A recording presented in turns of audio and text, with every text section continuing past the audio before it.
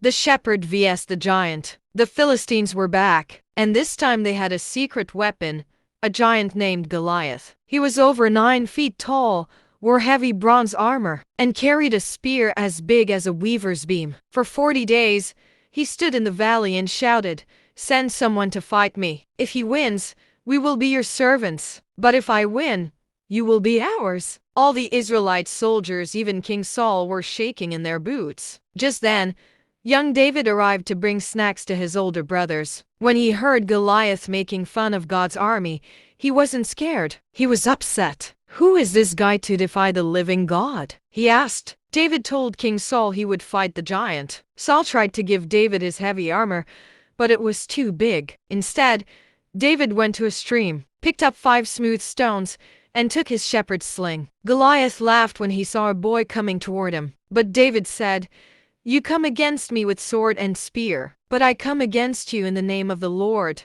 David swung his sling, and thwack! The stone hit Goliath right in the forehead. The giant fell face first onto the ground. The shepherd boy had won the battle with just 1 stone and a whole lot of faith. The next chapter, 1 Samuel 18. A best friend and a jealous king. After the big victory, David became a hero. He also met Saul's son, Jonathan, and the two of them became the best of friends. The Bible says they were one in spirit.